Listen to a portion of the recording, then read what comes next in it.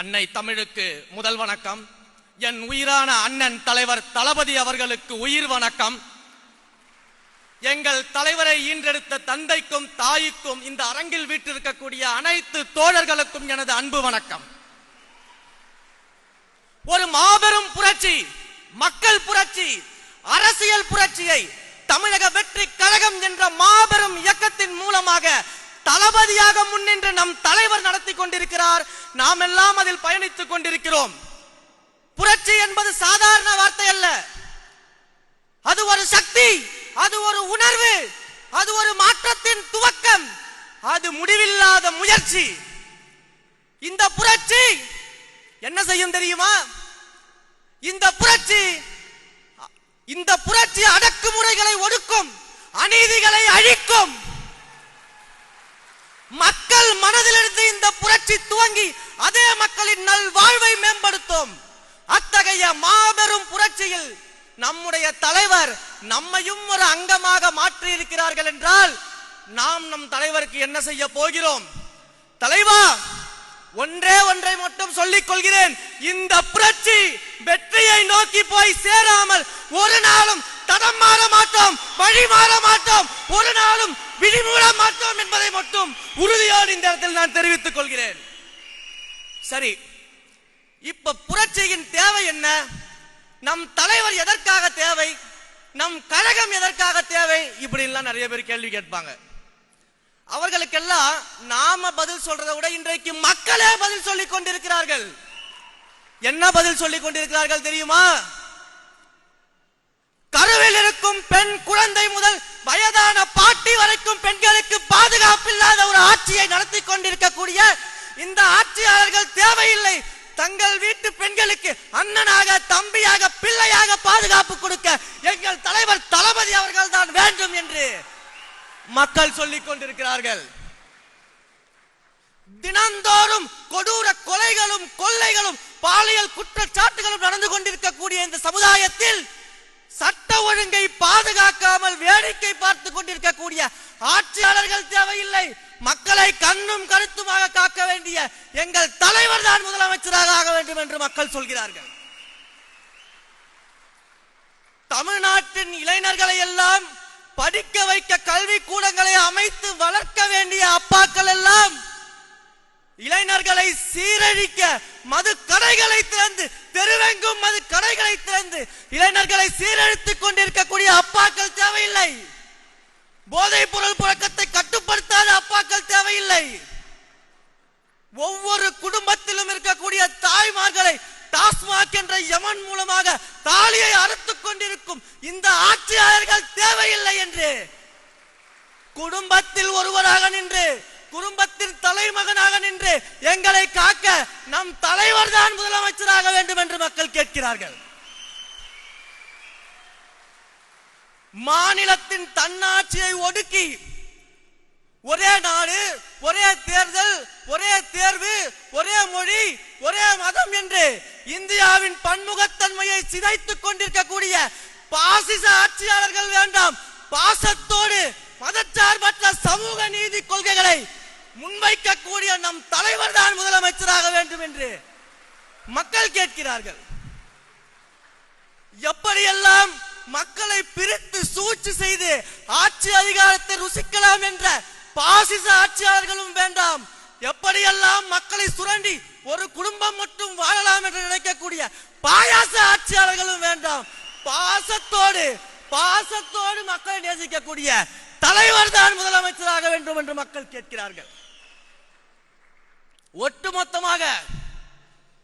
ஒட்டுமொத்தமாக இந்த ஜனநாயகத்தை குழிதோண்டி புதைக்கக்கூடிய இந்த ஒன்றிய பாஜகவும் மாநில திமுகவும் இனி தமிழ்நாட்டிற்கு தேவையே இல்லை. இந்த ஜனநாயகத்தையும் ஜனங்களையும் காக்கக்கூடிய எங்கள் ஜனநாயகன் தான் வேண்டும் என்று மக்கள் கேட்கிறார்கள். இதுதான் இன்றைக்கு மக்களுடைய பார்வையாக இருக்கக்கூடியது. புரட்சி தலைவர் எம்ஜிஆர் அவர்களுக்கு பிறகு தன்னுடைய ரசிகர்களையும் கோடான கோடி மக்களையும் வாக்காளர்களாக இந்த கழகத்தின் தோழர்களாக மாற்றக்கூடிய ஒரே வல்லமை படைத்த தலைவர் நம்முடைய தலைவர். உடனே ஒரு கும்பல் கிளம்பிடுவாங்க. ஒரே எம்ஜிஆர் தான், எம்ஜிஆர் மாதிரி எல்லாம் வர முடியுமான்னு கேட்பாங்க. எங்கள் தலைவரே சொல்லிவிட்டார் எம்ஜிஆர் என்றால் அது ஒருவர் தான் என்று. ஆனால் இன்றைக்கு நான் சொல்கிறேன், எப்படி எம்ஜிஆர் என்றால் ஒருவர் தான், அவரை போல வர முடியாது என்று இன்று பேசுகிறீர்களோ, இன்னும் 100 ஆண்டு கழித்து தளபதி என்றால் ஒருவர் தான், தலைவர் என்றால் ஒருவர் தான். அவரை போல ஒரு முதலமைச்சர் இனி கிடைக்க மாட்டார், அவரை போல நல்லாட்சி கொடுக்க மாட்டார் என்று வருங்காலம் பேசக்கூடிய தளபதியாக நம் தலைவர் இருப்பார். மக்களை சந்திக்கல, களத்துக்கு வரல, இப்படியெல்லாம் கதை சொல்லி குட்டிக்கரணம் போட்டு குறை வித்தை காட்டுவார்கள். ஆனால் இன்னும் பெருமையும் பேசிக் கொள்வார்கள். நாங்கள் பாரம்பரிய கட்சி, 50 ஆண்டு கால கட்சி, தாத்தா காலத்து கட்சி, இந்தியாவிலேயே மாபெரும் மாநிலங்களை எல்லாம் ஆட்சி செய்யக்கூடிய கட்சி என்றெல்லாம் சொல்லிவிட்டு ஊரெங்கும் மேடை போட்டு எங்கள் தலைவரை பற்றியும் எங்கள் கழகத்தை பற்றியும் இரவு வீட்டில் ஒப்பாரி வைக்கும் கிழவி போல அழுது கொண்டிருக்கிறீர்களே, இதை விட வேற என்ன சான்று வேண்டும்? எங்கள் தலைவர் களத்துக்கு சென்று சேர்ந்து விட்டார், மக்கள் மனதிற்கு சென்று சேர்ந்து விட்டார், வெற்றியை நோக்கி சென்று சேர்ந்து விட்டார். அதற்கு இதுவே ஆதாரம். இவ்வளவு அரசியல் பேசுகிறோம், இவ்வளவு அதி தீவிரமாக அரசியல் மயப்படுத்தப்பட்டிருக்கிறோம். நம்மளை நோக்கி இவர்கள் எழுப்பக்கூடிய ஒரு ஏளனமான விமர்சனம், சின்ன பசங்க பேசுறாங்க, சின்ன பசங்க கட்சியில் இருக்கிறாங்க என்றெல்லாம் பேசுகிறார்களே.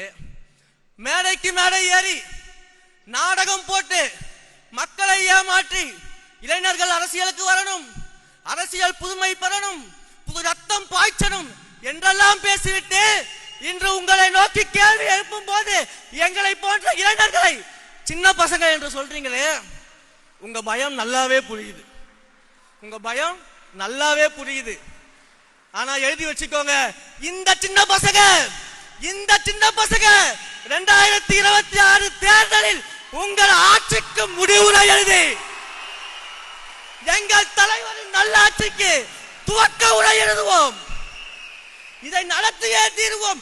எத்தனை அதட்டல்கள், உருட்டல்கள், மிரட்டல்கள் வந்தாலும் அஞ்ச மாட்டோம். தேர்தல் களத்தில் உங்கள் கதை முடிக்கும் வரை ஓய மாட்டோம். என்னுடைய உரையின் இறுதியாக சுருக்கமாக ஐயன் வள்ளுவனின் வாக்கை மட்டும் சொல்லி நான் விடைபெறுகிறேன். முறை செய்து காப்பாற்றும் மன்னவன் மக்களுக்கு இறையென்று வைக்கப்படும்.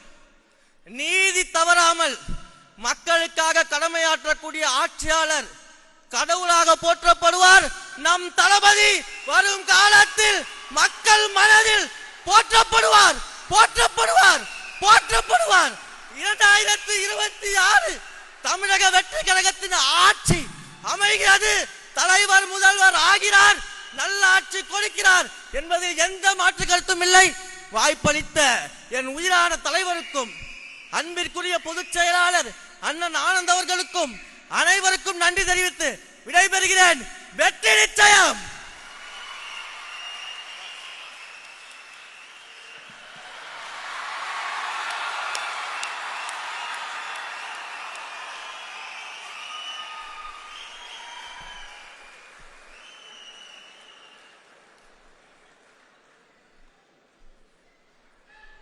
அருமை அருமை. நீ சின்ன பையனே இல்லப்பா, நீ ரொம்ப பெரிய பையன்.